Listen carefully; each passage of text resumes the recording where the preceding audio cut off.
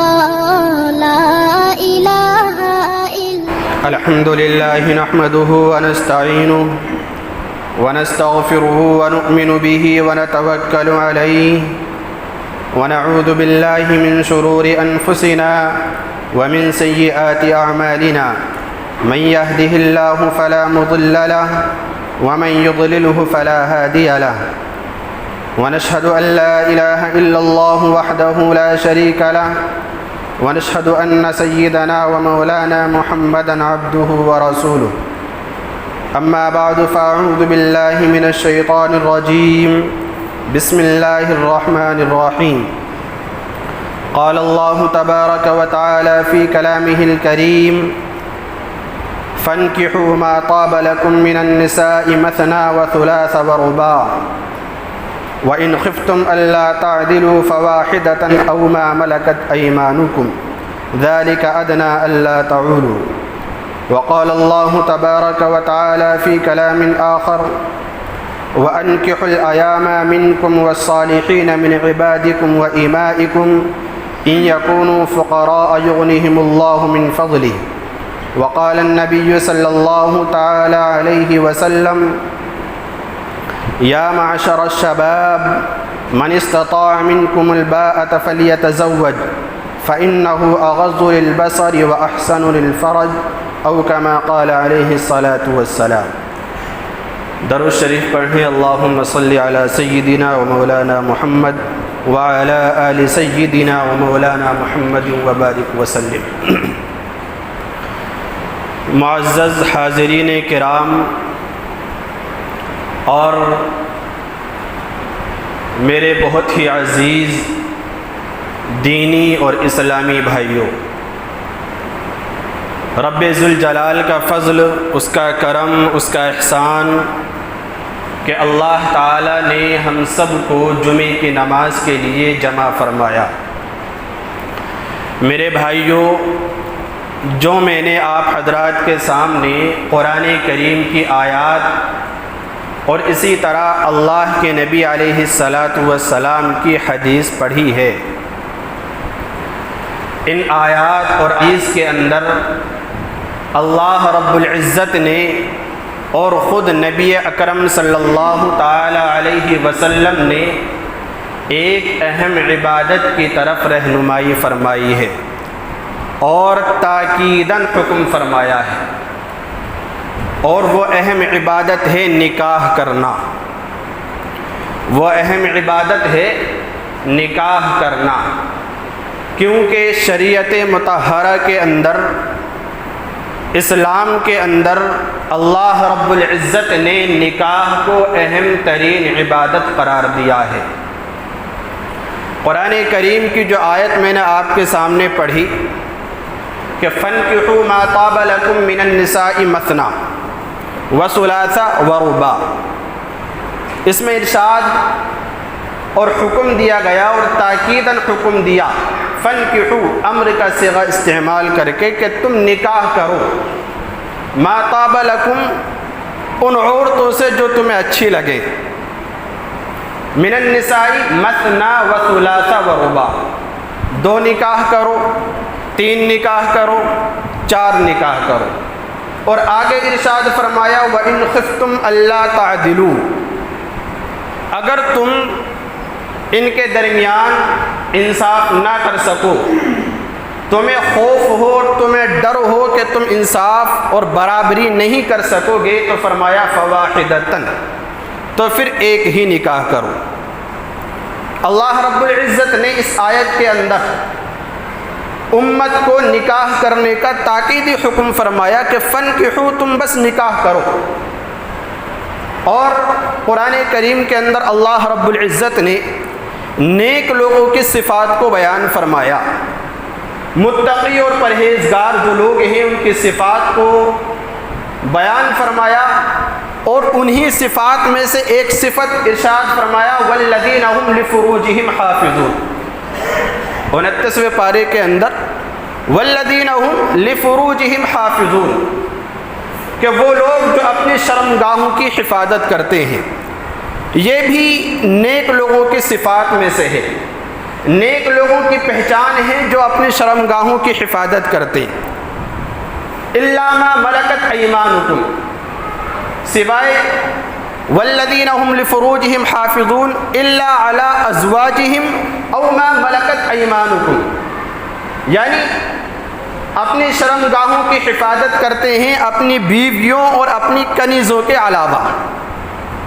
اپنی کنیزوں کے علاوہ. جو اس سلسلے میں دخل اندازی کرتے ہیں ان کے لیے کوئی ملامت نہیں ہے. اور پھر آگے ارشاد فرمایا فمن ابتغى وراء ذلك، جو ان دو راستوں کے علاوہ کوئی تیسرا طریقہ اختیار کرے گا فاولئک هم العادون، تو وہ حد سے تجاوز کرنے والا ہو. تو اس آیت کے اندر بھی یہ حکم فرمایا کہ اپنی خواہشات کو جائز طریقے سے پورا کرنے کے لیے نکاح کیا جائے، اور نکاح کا حکم ان آیتوں کے اندر دیا گیا.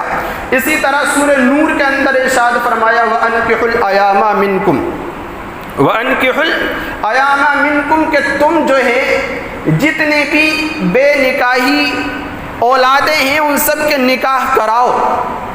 وَأَنكِحُوا الْأَيَامَ مِنكُمْ وَالصَّالِحِينَ مِنْ عِبَادِكُمْ وَإِمَائِكُمْ،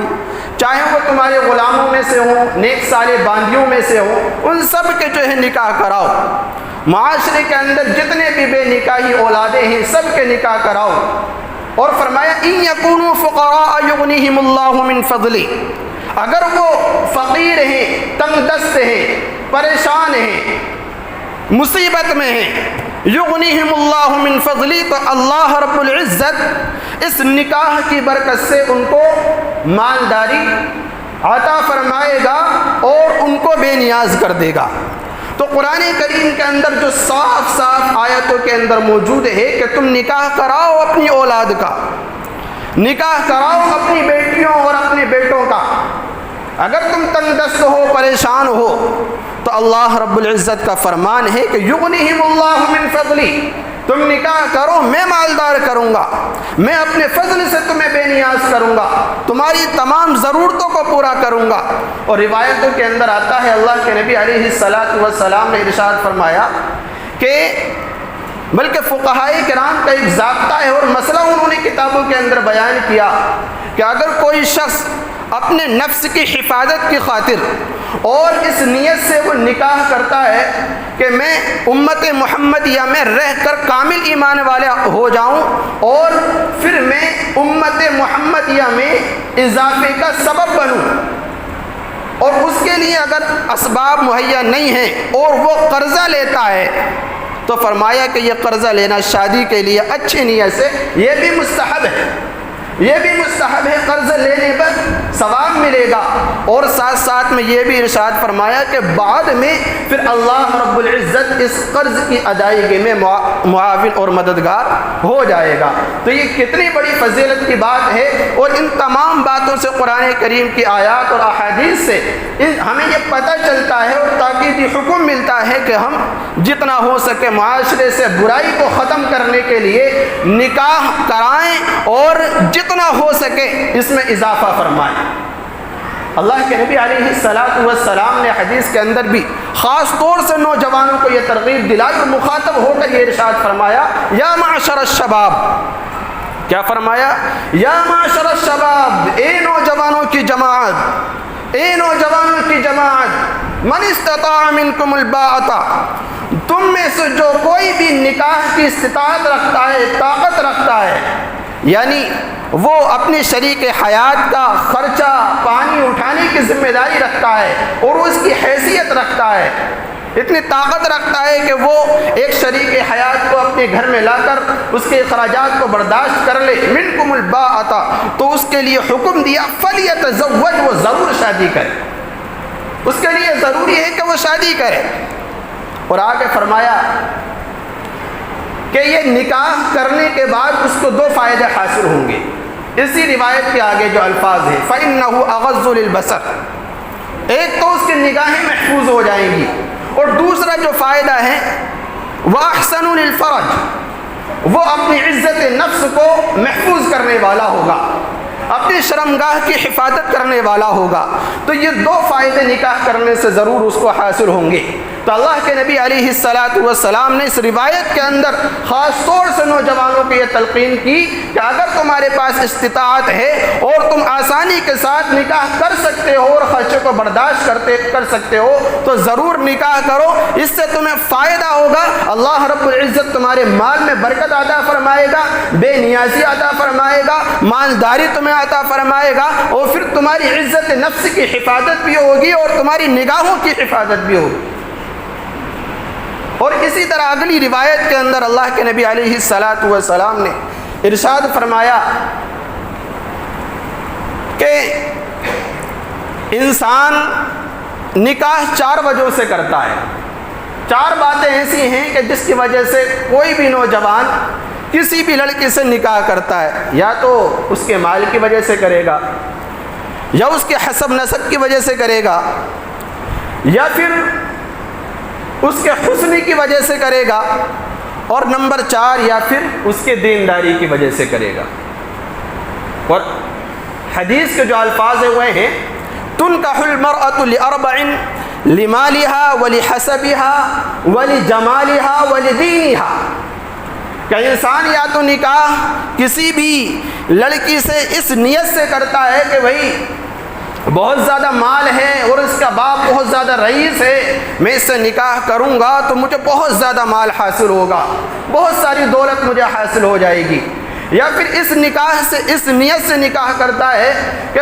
یہ بہت بڑے حسب نسب والی ہے، اونچے خاندان والی ہے، اور میں اس خاندان سے جب جڑ جاؤں گا تو مجھے بہت زیادہ عزت ملے گی، مجھے قدر کی نگاہوں سے دیکھا جائے گا اور مجھے ایک اعلیٰ مقام حاصل ہوگا، یہ اس نیت سے نکاح کرتا ہے۔ اور تیسری وجہ جو ہے وہ وجہ ارشاد فرمائی کہ وَلِحُسْنِهَا، کہ وہ اس کے حسن کی وجہ سے، اس کی جمال کی وجہ سے، اس کی خوبصورتی کی وجہ سے نکاح کرتا ہے۔ اور پھر آگے جو چوتھی بات ارشاد فرمائی کہ بہت سارے حضرات ایسے ہوتے ہیں کہ لڑکی سے نکاح اس کی دینداری کی وجہ سے کیا جاتا ہے۔ تو حدیث کے جو الفاظ ہیں آگے فَظْفَرْ بِذَاتِ الدِّينِ، فَظْفَرْ بِذَاتِ الدِّينِ، کہ تم دینداری کو ترجیح دو، دینداری کو ترجیح دو، اور جب تم دینداری کو ترجیح دو گے تو حدیث کے الفاظ ہیں تریبت یدا کا، پھر تم مزل ہوگی، پھر تم کامیاب ہو جاؤ گے۔ اس کے جو لغوی معنی آتے ہیں تریبت یدا کے، یعنی تمہارے ہاتھ پھر گھی میں تر ہو گئے، تم کامیاب ہو گئے۔ تو اس روایت کے اندر اللہ کے نبی علیہ السلام نے 4 باتوں کا ارشاد فرمایا کہ ان 4 باتوں کی وجہ سے نکاح کیا جاتا ہے۔ اگر کوئی شخص دینداری کو فوقیت دے گا اور دینداری کی وجہ سے کسی بھی لڑکی سے نکاح کرے گا تو پھر اللہ رب العزت اس کو کامیابی دیں گے اور زندگی بھر اس کو سکون اور اطمینان کے ساتھ گزارنا نصیب فرمائیں گے۔ لیکن اگر کوئی شخص مال کے لالچ میں شادی کرے گا، اس کے حسنی کی وجہ سے شادی کرے گا، یا صرف دکھاوے یعنی حسب نسب کی وجہ سے اور شہرت کی وجہ سے شادی کرے گا، تو پھر یاد رکھیے کہ دنیا کے اندر مثالیں بھی اس کی گواہ ہیں، مثالیں بھی گواہ ہیں، اور آئے دن دیکھا بھی جاتا ہے کہ اگر دینداری کو ٹھکرایا جاتا ہے اور مال کو سامنے رکھ کر شادی کی جاتی ہے یا اس کے حسب نسب کو سامنے رکھ کر شادی کی جاتی ہے تو پھر وہ شادی پائیدار اور مضبوط نہیں رہتی۔ شادی کے بعد 6 مہینے، سال، 2 سال کے بعد اس کے اندر کھوٹ پیدا ہوتی ہے اور پھر نتیجہ یہ نکلتا ہے کہ طلاق تک نوبت آتی ہے۔ اللہ کے نبی علیہ السلام نے جو ارشاد فرمایا وہ 100% صحیح ہے، اور یہ بھی فقہائے کرام نے ضابطہ بیان کیا ہے کہ تم ترجیح دو دینداری کو۔ اگر دینداری کو تم نے ترجیح دی ہے، مال نہیں ہے، شکل و صورت اس کی اتنی خاص نہیں ہے، شہرت نہیں ہے، بڑے خاندان کی نہیں ہے، کوئی بات نہیں، اگر دیندار ہے تو تم سکون کی زندگی گزارو، کامیاب رہو گی۔ ہاں اگر دینداری کے ساتھ ساتھ میں تمہیں مال بھی مل جائے بہت خوشی کی بات ہے، دینداری کے ساتھ ساتھ حسن و جمال مل جائے بہت خوشی کی بات ہے، دینداری کے ساتھ ساتھ تمہیں شہرت اور عزت مل جائے بہت خوشی کی بات ہے، لیکن دینداری کو ٹھکرا کر باقی 3 باتوں کو اپنانا اور اس کی بنیاد پر شادی کرنا، سمجھ لو کہ اپنی زندگی کو پھر جہنم کے راستے پر کھڑا کرنا ہے۔ آئے دن دیکھا جاتا ہے، اللہ کے نبی علیہ الصلاۃ والسلام نے روایت کے اندر ارشاد فرمایا کہ ان اعظم النکاح برکتن، ان اعظم النکاح، کہ نکاح جو ہے برکت کے اعتبار سے سب سے زیادہ عظیم الشان وہ نکاح ہے کہ ایسرہ مؤونتن، ایسرہ مؤونتن، کہ جو خرچ کے اعتبار سے سب سے زیادہ کم ہو، جو انتہائی کم ہو، جتنے کم خرچے میں نکاح ہو جائے اتنا ہی زیادہ اچھا ہے اور اتنا ہی وہ نکاح عظمت والا اور برکت والا ہوگا۔ آج کل تو ہمارا رواج یہ ہو گیا اور دستور یہ چل پڑا کہ ہم اپنی بیٹی کو جہیز کے نام پر تو 10 لاکھ روپے کا سامان دے دیں گے، 10 لاکھ روپے کا سامان دے دیں گے، چاندی کی شکل میں بھی، سونے کی شکل میں بھی، اور وہ سامان اس کا ہوتا کیا ہے، گھر کے اندر جگہ بھی نہیں ہوتی رکھنے کی، کرائے پہ دوسری جگہ میں رکھنا پڑتا ہے، پڑوسی سے کہنا پڑتا ہے کہ بھئی جگہ نہیں ہے، یہ صوفہ اپنے گھر میں رکھ لے، یہ فلاں سامان میرا اپنے گھر میں رکھ لے، یہ حال ہے۔ اور آج کل تو اتنا برا حال ہو گیا کہ لسٹیں بنا بنا کر لڑکی والوں کے حوالے کی جاتی ہے کہ یہ بھی چاہیے، فلاں گاڑی ہو اور یہ ہو، اتنا سونا ہو، اتنی چاندی ہو، اور پھر ساتھ ساتھ میں فلاں گاڑی بھی ہو، اور پھر ہمیں اتنا کیش بھی چاہیے۔ اللہ اکبر! کیا ہوگا؟ مال کے اگر حرص ہے تو یہی تو وجہ ہے کہ ہمارے معاشرے کے اندر جو آج یہ رخ پھرتا چلا جا رہا ہے اور ہماری بیٹیاں غیروں کے شکنجے میں جا رہی ہیں، مرتد ہو رہی ہیں، اس کی مین وجہ یہی ہے۔ اگر تم ساری باتوں کو نچوڑ نکال کر اگر سامنے رکھو گے تو 2 وجہ سامنے آئیں گی کہ ہماری بیٹیاں یا ہمارے بیٹے اگر غیروں کے شکنجے میں جا رہے ہیں یا پھر مسلک تبدیل کر رہے ہیں یا اپنے مذہب کو بدل رہے ہیں، تو 2 وجہ ہیں۔ پہلی وجہ یہ ہے کہ ان کو دین سے آراستہ نہ کرنا، دینی تعلیم سے دور رکھنا، یہ پہلی وجہ ہے۔ اور دوسری وجہ یہ ہے کہ ہم اپنی اولاد کی شادی میں تاخیر کرنا، یہ دوسری وجہ ہے۔ تو اس لیے میرے بھائیو، جب تک یہ 2 باتیں ختم نہیں ہوں گی ہمارے معاشرے سے برائی کا خاتمہ نہیں ہو سکتا، ہماری بیٹیاں محفوظ نہیں ہو سکتی، ہماری اولاد محفوظ نہیں ہو سکتی۔ اس لیے ہماری اولاد جب سمجھدار ہو گئی، بالغ ہو گئے، تو اب ان کے نکاح کی فکر کرنی چاہیے، نکاح کی فکر کرنی چاہیے، اور نکاح کے لیے ہم ایسی بیٹی کا انتخاب کریں، ایسی بیٹی کا انتخاب کریں جو نیک اور صالح ہو، متقی پرہیزگار ہو، دیندار کو فوقیت دے۔ اس لیے کہ اللہ کے نبی علیہ الصلاۃ والسلام نے ارشاد فرمایا دنیا کلھا متاع، الدنیا کلھا متاع، کہ دنیا کے اندر ساری دنیا جتنی بھی ہے یہ سامان ہے، سامان ہے۔ جس طرح سے آج ایک سامان کو استعمال کیا جاتا ہے، اسی طرح اللہ رب العزت نے دنیا کو بھی سامان قرار دیا ہے کہ تم دنیا سے لطف اندوز ہو، فائدہ اٹھاؤ، جتنا ہو سکے فائدہ حاصل کرو اور اس کو استعمال کرو، لیکن طریقے کے ساتھ، جیسے اللہ رب العزت نے حکم دیا ہے، تم جتنا چاہو اس سے فائدہ اٹھاؤ۔ تو پوری دنیا کو اللہ رب العزت نے ایک سامان قرار دیا ہے، الدنیا کلھا متاع، پوری دنیا جو ہے ایک سامان ہے۔ اور پھر فرمایا اس سامان کے اندر وَخَيْرُ مَتَاعِ الدُّنْيَا الْمَرْأَةُ الصَّالِحَةُ، اس سارے سامان میں سب سے بہتر سامان یہ ہے المرأة الصالحہ، نیک صالح عورت۔ نیک صالح عورت اس دنیا کے اندر سب سے بہترین سامان ہے۔ اس لیے میرے بھائیو، دینداری کو فوقیت دیں اور نیک صالح عورت تلاش کریں، لڑکی تلاش کریں۔ اور جہاں پر اللہ کے نبی علیہ الصلاۃ والسلام نے بیٹیوں کے لیے یہ فرمایا، وہیں پر بیٹوں کے لیے بھی یہ حکم فرمایا کہ وہ بھی نیک صالح ہوں۔ اگر کوئی کسی بیٹی کے گھر پہ اگر کہیں سے رشتہ آئے کسی بیٹی کے لیے، اور بیٹی کا باپ اس لڑکے کو اگر اس سے راضی ہے، اس کے اخلاق کے اعتبار سے، اس کے دین کے اعتبار سے، تو پھر دیر نہ کرے۔ 2 باتیں ارشاد فرمائیں، یہ نہیں ارشاد فرمایا کہ اس کے گھر کو دیکھے، اس کے بزنس کو دیکھے، اس کی دولت کو دیکھے، اس کی شہرت کو دیکھے، بلکہ 2 باتیں ارشاد فرمائی اللہ کے نبی نے کہ اگر تم لڑکے کے اخلاق سے مطمئن ہو اور اس کی دینداری سے مطمئن ہو۔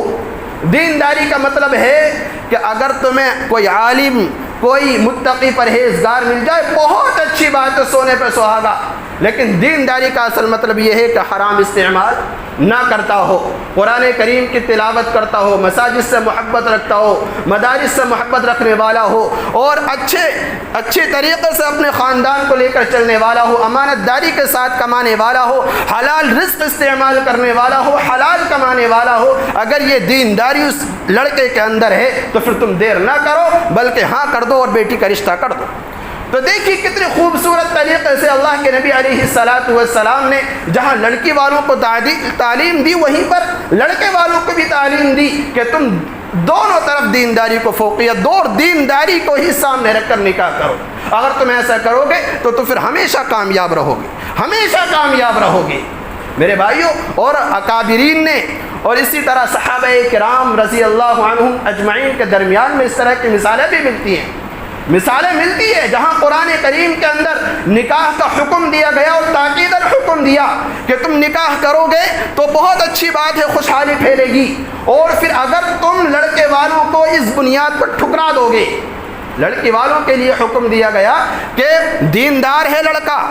اور پھر ساتھ ساتھ میں اخلاق کے اعتبار سے بھی بہت اچھا ہے، بد چلن نہیں ہے، گالی گلوچ نہیں کرتا، یا جس کو جیسے چاہے بک دیا، کوئی اخلاقی کچھ نہیں ہے، نہ چھوٹے بڑے کا ادب و احترام، ایسا نہیں ہے، اچھا ہے، بہتر ہے لڑکا اخلاق کے اعتبار سے بھی اور دین کے اعتبار سے بھی، اور تم نے اپنی بیٹی حوالے نہیں کی تو پھر فرمایا زمین کے اندر فساد ہوگا، زمین کے اندر فساد ہوگا۔ اور یہی حالات ہمیں دیکھنے مل رہے ہیں، یہی حالات ہمارے سامنے ہیں، ہماری نظروں کے سامنے دولت ہوتی ہے، شہرت ہوتی ہے، ہم یہ دیکھتے ہیں کہ اس کے حصے میں زمین کتنی ہے، اس کے حصے میں جائیداد کتنی آ رہی ہے، دکانیں کتنی آ رہی ہیں، اس کے پاس بینک بیلنس کتنا ہے، اس کی جاب کیسی ہے، اعلیٰ جاب پر ہے یا نہیں، یہ چیز ہمارے سامنے ہوتی ہے۔ اور اس کی مثالیں اتنی ہیں کہ اگر میں آپ کے سامنے بیان کروں تو پورا دن گزر جائے۔ آئے دن جو لوگ حالات بتاتے ہیں وہ جو ہم اپنی نظروں سے دیکھتے ہیں کہ ابھی شادی ہوئی، اچھی خاصی کافی تعداد میں خرچہ کیا اور بہت اچھی طرح ہر طرح کی سہولت ان کے لیے فراہم کی، ہر طرح کے عیش و آرام کا سامان ان کو دیا، جہیز کی شکل میں، سونے کی شکل میں، گاڑی کی شکل میں، کیش رقم بھی ان کے حوالے کی، لیکن 6 مہینے نہیں گزرے طلاق کی نوبت آ گئی۔ یہ کیوں ہوتا ہے؟ اس کی مین وجہ ہوتی ہے کہ ہم اپنی نظروں کے سامنے رشتہ تلاش کرتے وقت مال اور دولت کو رکھتے ہیں، دینداری کو پیچھے چھوڑ دیتے ہیں۔ جب دینداری کو ہم پیچھے چھوڑیں گے، نیک اور صالح پن کو اگر ہم پیچھے چھوڑیں گے، اس کو ٹکرائیں گے، تو پھر نتیجہ ہمارے سامنے اسی طرح ہے۔ اس لیے میرے بھائیوں، ہم اپنی اولاد کی فکر کریں۔ معاشرہ بڑا خراب چل رہا ہے، غیر ہماری اولاد کے پیچھے لگی ہوئی ہیں، غیر لگے ہوئے ہیں کہ کسی طریقے سے ہم ان کی بیٹیوں کو اپنے قبضے میں لیں، ان کے بیٹوں کو بہلا پھسلا کر اپنے شکنجے میں پھنسائیں۔ یہ کیوں ہو رہا ہے؟ اس کی وجہ یہی ہے کہ دینداری سے دور ہے ہماری اولاد، اور دوسری بات یہ ہے کہ ہم اپنی اولاد کی شادی میں تاخیر کر رہے ہیں۔ اللہ کے نبی علیہ السلام کے زمانے میں، بلکہ خلفائے راشدین کے زمانے میں حضرت عمر رضی اللہ عنہ کا واقعہ آپ نے سنا ہوگا اور بارہا کتابوں میں پڑھا ہوگا کہ حضرت عمر بن خطاب رضی اللہ عنہ رات میں گشت کر رہے تھے اور ایک گھر سے آواز آئی، ماں بیٹی آپس میں چرچا کر رہی تھی، ماں کہہ رہی تھی بیٹی سے کہ دودھ کے اندر پانی ملا دیں، بیٹی کہہ رہی تھی کہ نہیں، امیر المؤمنین نے منع کیا ہے، دودھ میں پانی نہیں ملایا جائے گا۔ ماں نے پھر کہا کہ امیر المؤمنین دیکھ تھوڑی رہے، تو بیٹی نے کہا کہ امیر المؤمنین نہیں دیکھ رہے، لیکن امیر المؤمنین کا خدا تو دیکھ رہا ہے۔ حضرت عمر بن خطاب رضی اللہ عنہ نے اس گھر پہ نشان لگایا، نشان لگانے کے بعد چلے گئے۔ اگلے دن اپنے حضور طلب کیا، ماں بیٹی کو طلب کرنے کے بعد کہا کہ میں نے رات کی تمہاری گفتگو سنی اور تمہاری بیٹی کا تقوی مجھے بہت پسند آیا ہے، میں اس کو نکاح کے طور پر اپنے بیٹے کے لیے مانگتا ہوں۔ لڑکی سے پوچھا آپ راضی ہیں؟ بیٹے حضرت عبداللہ اور عبد الرحمن ان کا نکاح ہو چکا تھا، اور ایک بیٹے تھے عاصم حضرت عمر بن خطاب رضی اللہ عنہ کے، ان سے معلوم کیا، بیٹے نے ہاں کر دی کہ والد صاحب جیسا آپ مناسب سمجھے۔ بیٹے نے لڑکی کو نہیں دیکھا، لڑکی کو نہیں دیکھا، جب باپ نے طے کر لیا رشتہ تو بیٹے نے ہاں کر دی فوراً۔ حضرت عمر رضی اللہ عنہ وہ شخصیت ہیں کہ 22 لاکھ مربع میل پر جس کی حکمرانی ہو، وہ ایک فقیر کی لڑکی کو اپنے گھر میں لا رہا ہے۔ ذرا سوچنے کی بات ہے، کیوں بنیاد ہے صرف تقوی، پرہیزگاری، دینداری بنیاد ہے، اس کو سامنے رکھا ہے، شہرت کو اور مال کو سامنے نہیں رکھا۔ حضرت عمر بن خطاب چاہتے تو پورے عرب سے لے کر جسے چاہتے ایک حسین جمیلہ کو اپنے گھر میں لا سکتے تھے اور کسی ملکہ کو اپنے گھر میں لا سکتے تھے، لیکن نہیں، اگر لائے تو اس بیٹی کو جس کے بعد ایک رہنے سہنے کے لیے صحیح سے ایک چھت بھی نہیں۔ دینداری کو انہوں نے آگے بڑھایا، تو حضرت عمر رضی اللہ عنہ نے اس بیٹی کا نکاح اپنے بیٹے سے فرما دیا، اور اس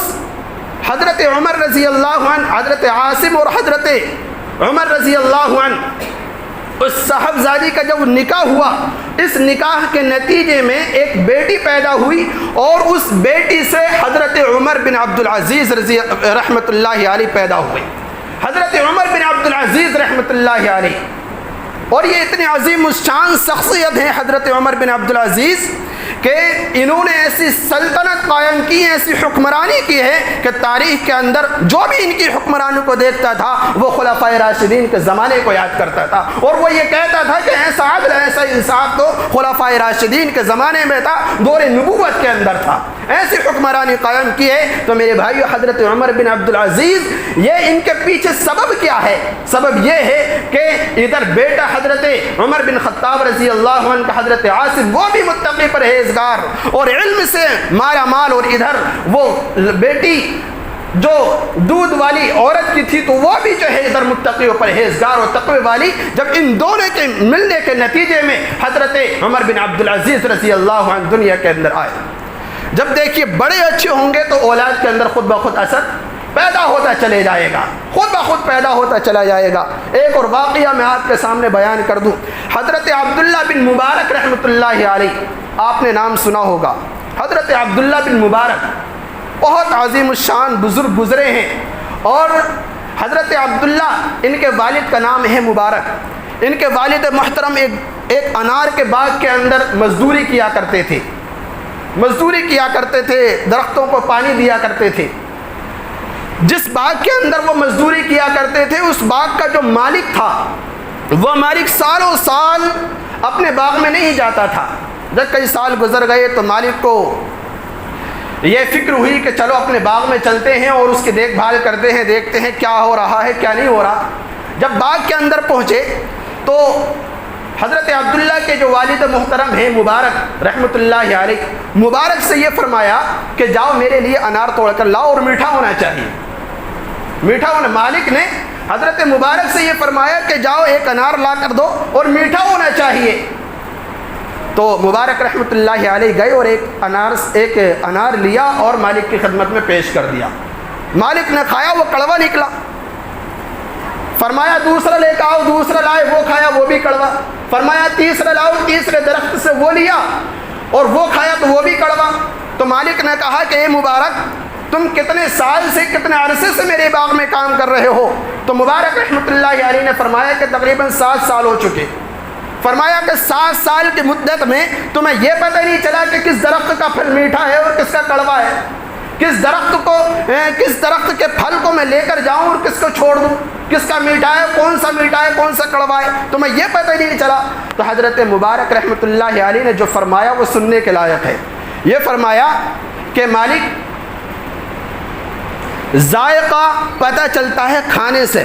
اور اتنے عرصے میں خدا کی قسم میں نے اس باغ سے ایک انار کا دانہ بھی نہیں کھایا ہے کہ مجھے پتہ چلتا کہ یہ پھل کڑوا ہے یا میٹھا ہے۔ اگر میں کھاتا تو میں ضرور مالک محترم میں ایک میٹھا پھل آپ کی خدمت میں لا کر پیش کرتا۔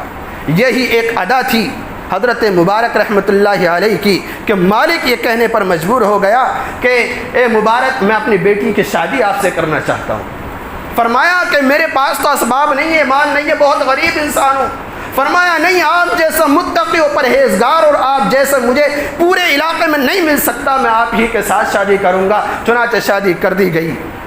شادی کر دی گئی۔ جب شادی ہوئی تو دیکھیے دونوں متقی پرہیزگار، وہ مالک بھی بہت متقی پرہیزگار اور اس کی بیٹی بہت عالیشان عالمہ حافظہ متقی پرہیزگار۔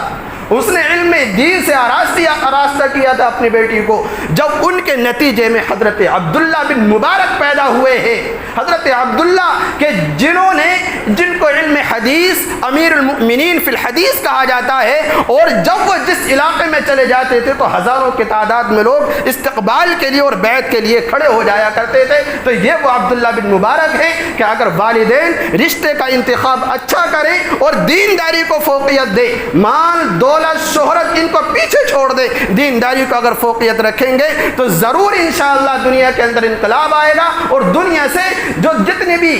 خرافاتیں ہیں، گناہ کے کام ہیں، سب ختم ہوں گے۔ اللہ رب العزت ہم سب کو کہنے سننے سے زیادہ عمل کی توفیق عطا فرمائے، آمین وآخر دعوانا۔